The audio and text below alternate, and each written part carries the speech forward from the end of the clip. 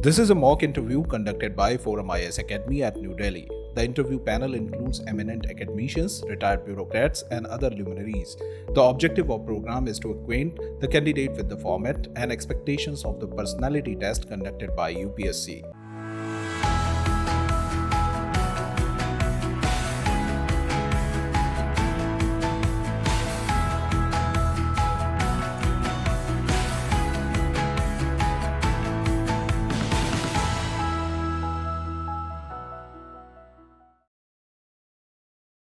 May I come in, ma'am?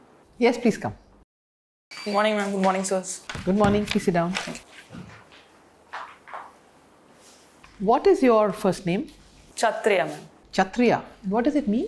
It means warrior, ma'am. Oh, Chathriya. Yes. Chathriya. Kavin DJ. Yes. So, what is DJ? It stands for my mother's and father's name, ma'am. Deepamala and Jagannathan. Oh, that's very nice. You use both the parents' names? Not traditionally done, is it? Yes, ma'am. It's not traditionally done. It's usually the father's name which is kept along with the child's name. But in my case, my parents wanted to have both the names. Very nice. That's very good. Thank you, ma'am. Very understanding father. Good thing. Okay, and you've done karate? Yes, ma'am. You are a black belt in karate? Yes, ma'am. Okay, so should we tone down our questions? Ma'am, nothing like that. Where did karate originate? Ma'am, it originated in Japan. Where? If I tell you Okinawa. Okay, yes. What is famous about Okinawa? Does it ring a bell anywhere? Read about Okinawa?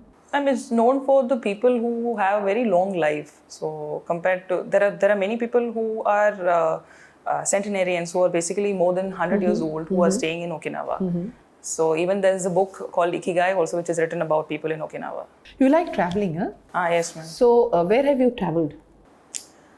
So I have travelled to Rajasthan, Madhya Pradesh, Himachal Pradesh, and when we take the case of other countries, I have been to Singapore, I have been to Indonesia. So these are some of the places. Okay, very nice. You're very lucky to have travelled. How have you travelled so much? During my college days, I used to travel. During my college days. Okay. So I used to travel a lot, and apart by from yourself or with a group or how? With a group, ma'am. My friends, we used to travel along. Okay, and do you do trekking also? Or you like to just travel and see places? I not specifically trekking, ma'am, but I like to travel to different kinds of places with different kinds of purposes. Okay. So Indonesia, you have been to Yogyakarta? No, ma'am. I've been to Bali. Borobudur? Bali. You've been to Bali? Okay, yes, that's yes. wonderful. Lucky you. So if you are traveling from Nusa Dua to the west coast, what will you pass along the way? Sorry, ma'am, which place? You know Nusa Dua? It's the easternmost tip of Bali where all the beaches are. Okay. Sandy beaches, yes. You travel east to west. Okay. To the west coast, which is near Java. Tell me the different geographic regions or different impressions you get along the way in Bali.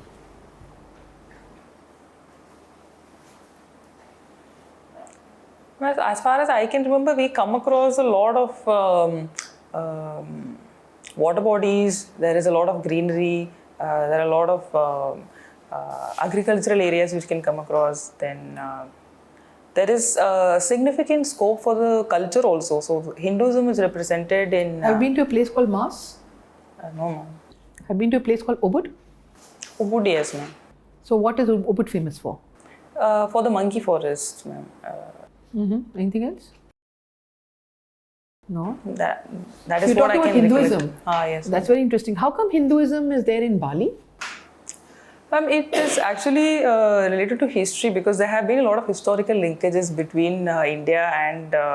What was that known as in history? You're a history student also? Yes, ma'am. So what was it known as? What was Bali known as, ma'am? Not Bali. The cultural, what shall I say, travel of Hinduism and Hindu culture to Southeast Asia. What was it called?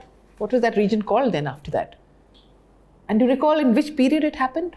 It was basically during the Chola period, Correct, ma'am. And absolutely. even What the was it entire called? Sri Vijaya Empire, ma'am. Greater India. Was it not known as Greater India? Yes, ma'am. And we specifically studied it as Sri Vijaya Empire because it but you've includes been there also and yes. connect Yes, the ma'am. pieces, Greater no? India. Yes. Okay. So you talk about Hinduism. How is it different to Hinduism practiced in India? Are you a Hindu? Yes, ma'am, I am. So how is Hinduism different to that practice in India? Did you notice anything? And one difference that I found was that in Bali, there was this place where they had, in every house almost, they were worshipping the 5 elements of the universe. Of course, in India also we do that, but over here it's more of the idol form. That is what I find. Ganesh is there at every doorstep. Yes, ma'am. Yes, ma'am. But Ganesh is there is anything there. different about that? Do you find anything unique in that? I feel there is a more connect with the nature when Our we gods are compare to largely the- vegetarian. You will find Ganesh with a leg of chicken or pork in front of him. Because the simple, what they eat, they give their gods. Very logical. I don't know why our gods are poor things are denied what we eat. But I found that a chicken piece or something in front of every god, every idol of Ganesh. Yes, ma'am. So otherwise they have the whole Sanskrit prayers and everything. Yes, yes. All right. I can see that you are from LA, sir, right? Yes, sir. Delhi University. Yes, sir. That's good to know. Now, my first question to you, I will ask just few questions. Describe yourself in 4 words. Sir, calm, confident, sincere, and a person of integrity. Anything negative or in term of limitation? So I am a person who's not very good in the art forms. For instance, painting or sketching. So I feel that is some sort of a limitation. You have done history. Yes, sir. And in college you have done BCom honors, sir. BCom honors. Yes, And you have mentioned political science also. So that was actually an elective subject that we could choose, generic elective. So Generic elective. Yes, Which paper sir. you did in Sir, political science? national movements, understanding Ambedkar, these were some of the papers, sir. Okay. Can you name 5 historians from modern India? Big names. Sir, Bipin Chandra, Sumit Sarkar, Gyanendra Pandey,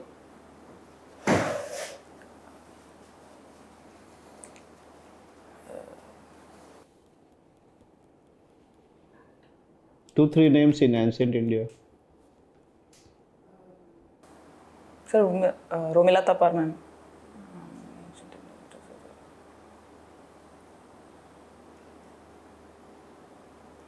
Upinder Singh. Who is Upendra Singh? Sir, I sorry, sir. Have you ever met her? No, sir. No, sir. No. No, sir. Have you read any of his book? Sir, not Any not more a book name? as such, sir. So these are the names I can currently recall. D.N. Jha.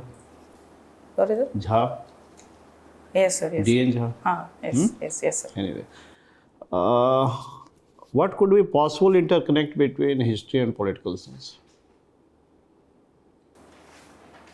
So there are major overlaps actually, because throughout the course of history, we see that many political decisions or political empires, the dynasties, they have shaped the course of history. So I think there is a major overlap, not only in ancient but also medieval, modern world. Everywhere we see that overlap is there. Sir. I'm giving you one statement. You have to decode it. Okay, sir. Kingship knows no kinship. Comment on this. So this statement was actually mentioned by Balban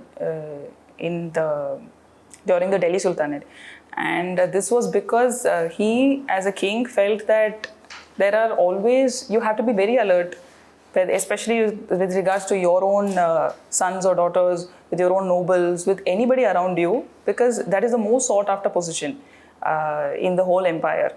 So you cannot choose to have any kins or any kind of relatives, or because I felt that basically he felt that it would weaken his empire as well as his own stronghold over the whole system.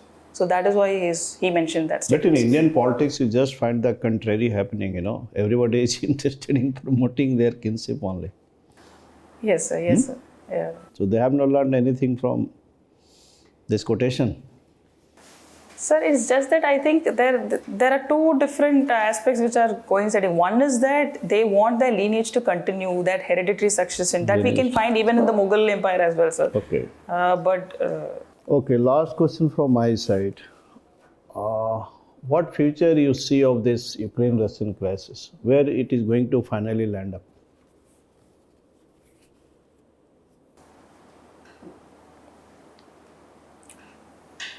so there are actually two to three possibilities. One, which is the most dangerous possibility, is that it might turn into a nuclear war or a third world war, wherein because both we're dealing with both US and Russia, which are like major nuclear powers. Secondly, I feel if countries like, for instance, Chinese president is insisting on dialogue and diplomacy, and from India's side also we are insisting on that.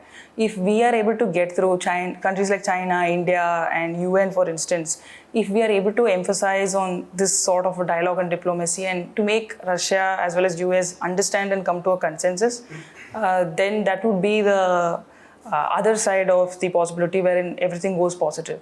So I think these are some of the consequences that we can look at. You are hailing from Tamil Nadu. Yes, sir. Can you tell me what are NADUs in the administration?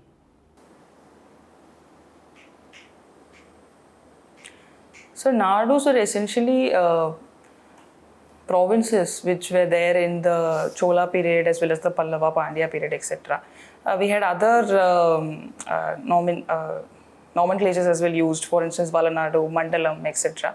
These were basically territorial divisions to ensure that the administration of the empire is done in a better way. So that was essentially it. Okay.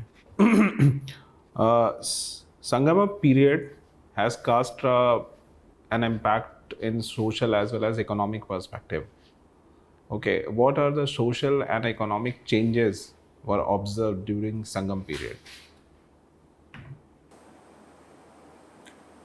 So considering the economic aspects, Sangam period was majorly divided into territorial divisions where we had agriculture flourishing in one area. There were tribes flourishing through honey, hunting, etc.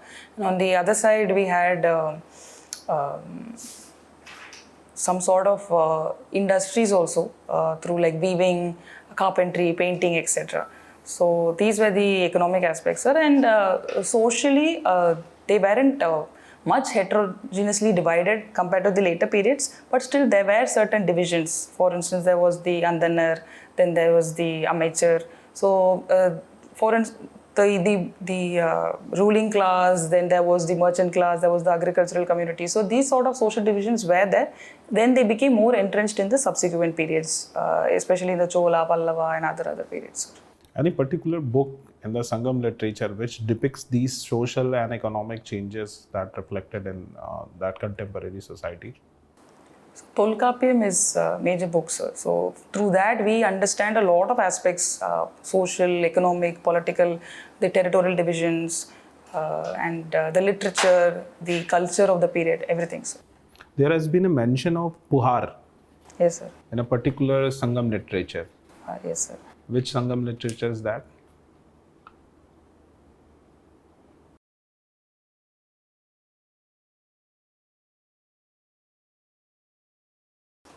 So, if I'm not wrong, I think it's a Silapadikaram, sir. All right. And what was Puhar? Why it was famous? So, Puhar is also known as Kavaripatnam. It was actually a major port of the early Cholas as well as the subsequent Cholas. So, this contributed majorly to the economy of the empire, sir. Okay. So, your meaning of your name is warrior. Yes, sir. Can you name some of the warrior queens of South India?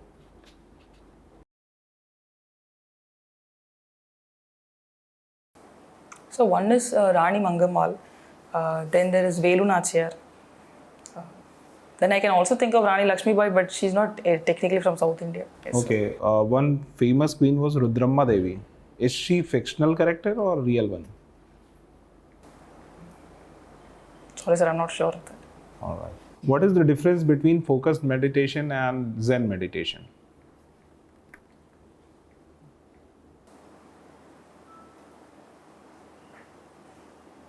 Sir, I'm not aware of the technicalities of Zen meditation, so I don't think I'll be able to make a proper comparison. Okay. But so what sort of other meditations are there? So there is Vipassana meditation, there is yogic meditation, then these are some of the techniques that I can think of, sir. All right.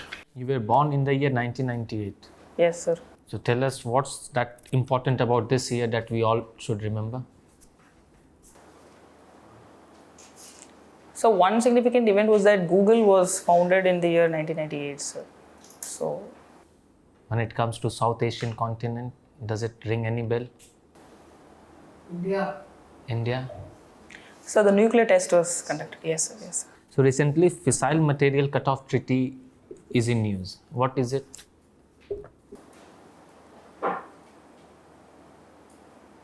Sorry, sir. I'm not aware of the specifications.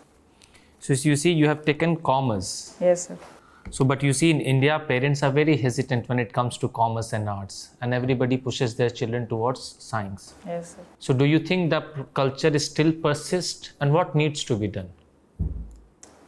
Sir, I think that compared to the earlier times, now more parents are willing to send their children to commerce and arts and humanities, of course, comparatively lesser than commerce.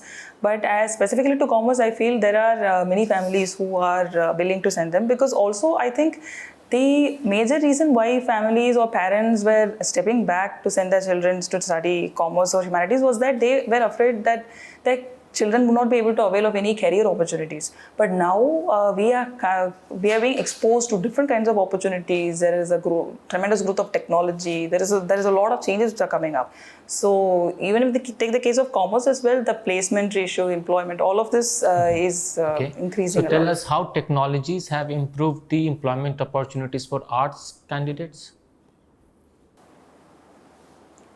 So, for instance, if we take the case of economics, and then we through technology, we have a lot of scope for analysts. We have a lot of scope for Analyst regarding what kind of analyst? Data analyst? Yes, sir. Yes. Data analyst is engineering, is mathematics. So there are undergraduates from economics background also who are preferring to You get leave into economics, other fields, how technologies have helped other fields of arts. So technology has a lot of implications in the research field also. Then, as I mentioned, the analyst field. Then through artificial intelligence growth is also there. And this, for instance, the latest ChatGPT, that is also helping many. But ChatGPT in itself is all a science background developed tool. Okay. Yes, sir, Yes. Okay. It's computer science people sitting there doing natural language processing AI. Okay. Moving ahead. Okay. How many double letter words are there in Tiruchirappalli? And is it more or less than Mississippi? The Tiruchirappalli has two double letter words, a P and L. And